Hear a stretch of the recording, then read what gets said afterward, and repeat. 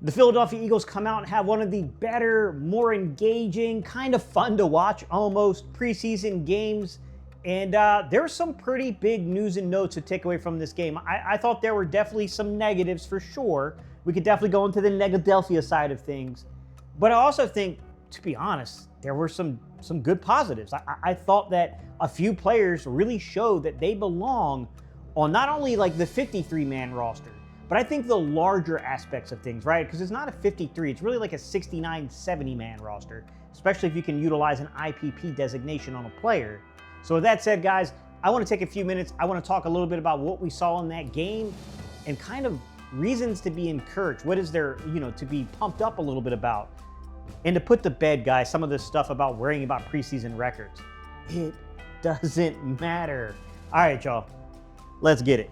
I think the big news that kind of came out during this game was the fact that Sean Mannion headed upstairs inside of the booth to call plays. I want to shout out my guy, Mr. Sandman, who kind of put me onto that fact because I was trying to get ready for the live stream. For some of y'all that don't know, we do live stream the games.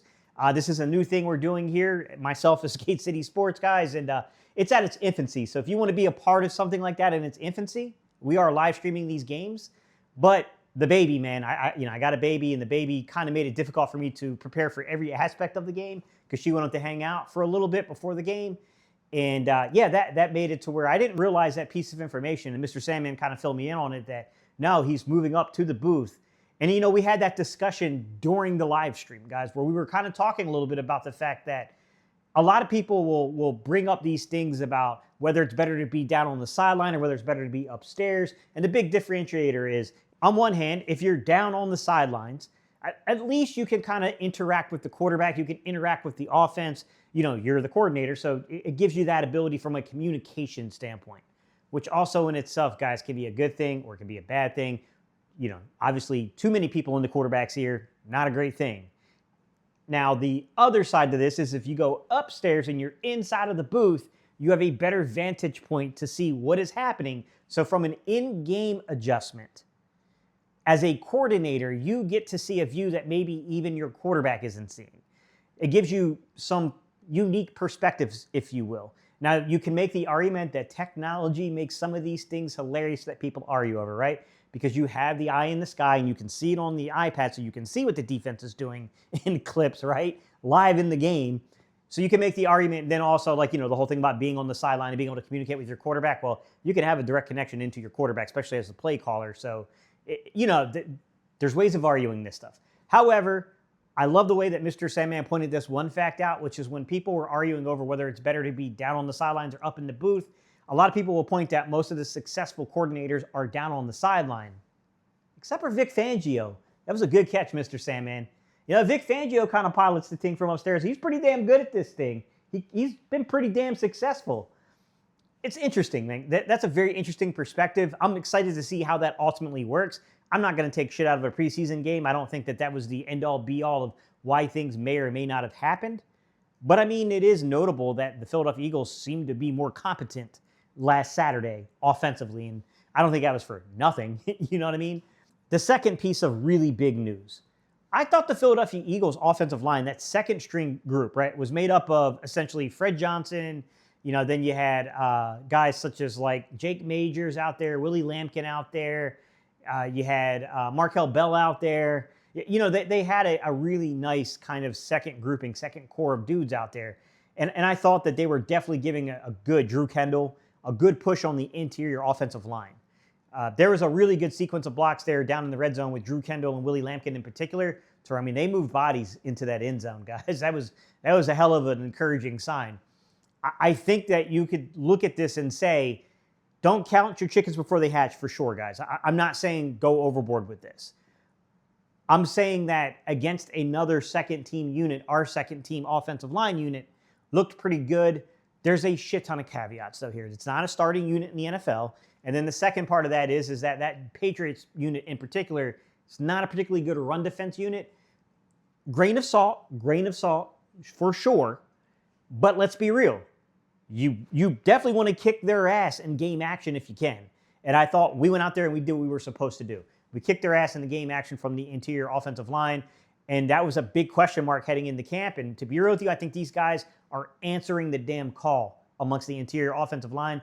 I really like what Markel Bell brings, and we could talk about Fred Johnson and stuff, but I'll say that for the end of the video because I think there's going to be some very interesting roster tango conversations to have with some of these players that I'm curious how it all kind of works out for them, to be honest, how they construct the roster, if you will.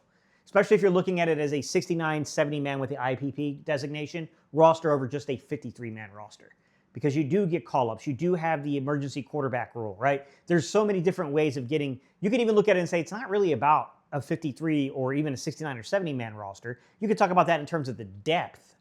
It's really a 46, 48, or 49 man roster. And some of you are probably saying, like, how the hell do you go from 46 to 49, Gate? Remember, you have that emergency quarterback rule. So you don't have to make him active as long as he's on the active 53 man roster.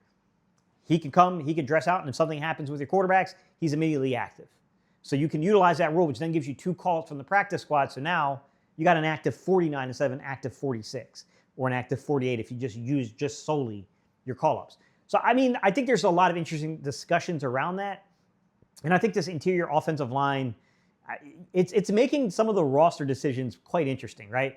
Because normally when you look at the offensive line, you're probably keeping maybe 8 guys active. I mean, sometimes you know they might carry a 9th guy on active game day, but probably a little unnecessary.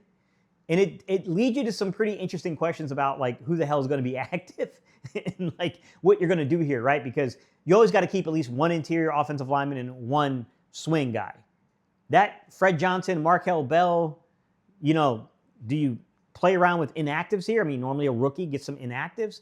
How long does that last with Markel Bell? Because I think you can make an argument of Markel being active for all 17 damn games. And I mean, really and honestly, being a pivotal 6-man off the bench.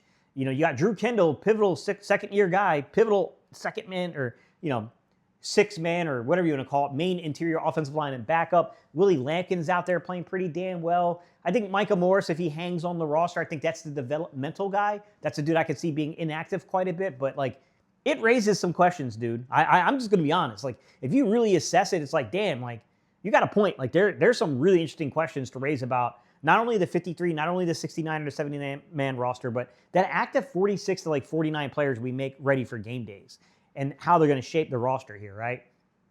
Some other, like, really big news and notes is the fact that outside of Darius Cooper, a lot of these receivers didn't get work. I mean, Darius Cooper's probably the only one that's really in the hunt for a roster spot, and I feel like Darius Cooper probably has a roster spot kind of, you know, ready to go. I would highly doubt they would expose him to waivers. I would highly doubt they would look to put him on the practice squad because I just think he's too goddamn important to what they do in the run game, to be honest. It's not even about the receiving. The dude's physical, and they need it, to be honest, especially with the news of Johnny Wilson being waived, going unclaimed, and now reverted back to IR. So unless they do an injury settlement with him, he's out for the entirety of the 2026 season.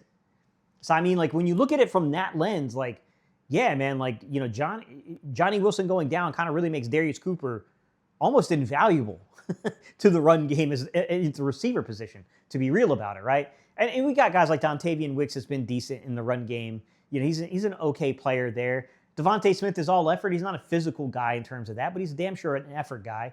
And Mekhi Lemon's another one of these guys that can play inside the run game. Like, he goes and finds work. This is not a dude that just checks himself out of the offense because he's not getting a target. So, I mean, like, you know, it's going to be interesting to see how all this stuff works in terms of that. Darius Cooper did have a damn good game, though, guys.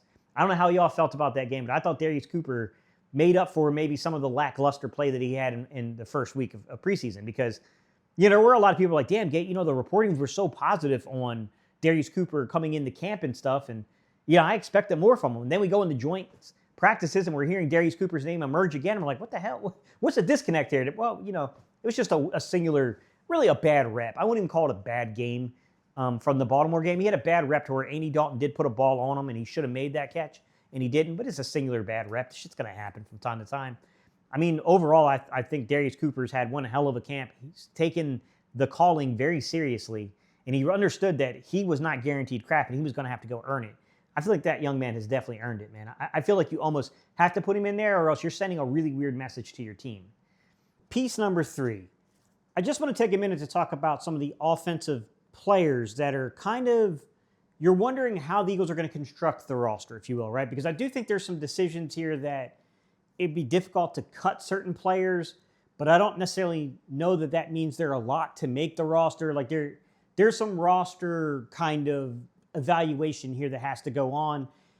And we've been dead silent on the trade market so far.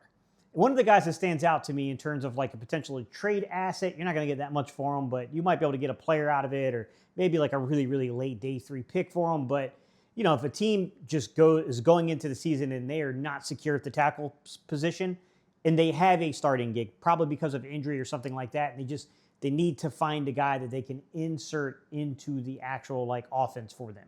It's going to give them a certain quality, level of play, if you will.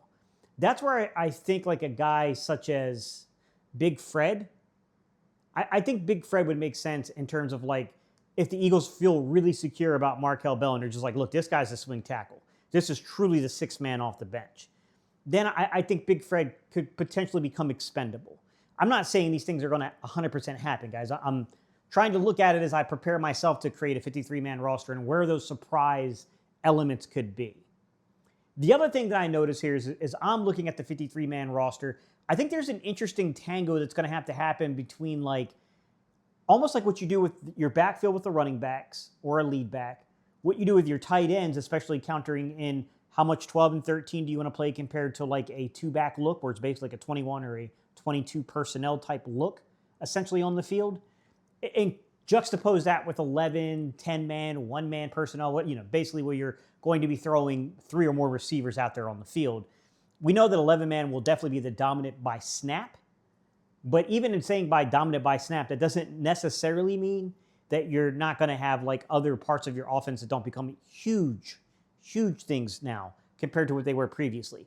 And I almost think that situation with what you do in terms of like trying to balance 11 personnel versus 21 personnel guys, so 3 wide receiver sets versus 2 back sets versus 12 or 13-man personnel, which is like 2 or 3 tight ends on the field. I think that's going to be interesting. My hunch is that you're going to probably see some 2-back sets here. It might be unique, and it may not even get counted because they might be using tight ends in that role. But I think you have to kind of go to Carson Steele's game and ask yourself a question. Like, Carson Steele's been around the league for a while. I think NFL front offices have a hunch of what he is. Is he truly a threat to be taken if you cut him? Also, I'm not even sure. I might have to look into it. He might be a veteran to where your biggest issue is someone maybe having a starting role and signing him to that starting role so that way you can't just pay him a little cashola and put him on the practice squad as one of the veteran options. I would love to see Carson Steele, whether it is on the active 53 or as one of the participants who's going to get called up early in terms of like, being on that practice squad as a call-up. I would love to see him be a bigger part of the 69, 70-man roster conversation.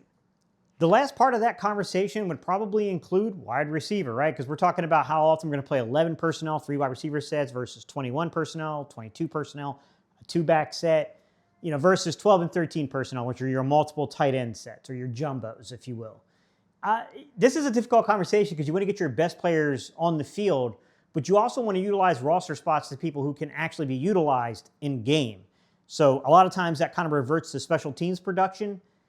And I think right now you have 6 wide receivers who probably deserve to be on the roster, which, it's pretty easy to figure out who they are. You got Devontae Smith, you got Mekhi Lemon, you got Dontavian Wicks. After that, guys, you got Hollywood Brown, you got Darius Cooper, and you got Elijah Moore. I think the big question comes down to now is like Elijah Moore and Hollywood Brown. Elijah Moore has done everything you're supposed to do to earn a job on a football team. He has outperformed Hollywood Brown from every report that I've read in camp thus far. However, it's unfortunate, but that just doesn't mean shit sometimes. Sometimes it's contractual and it's not fair. But it is what it is.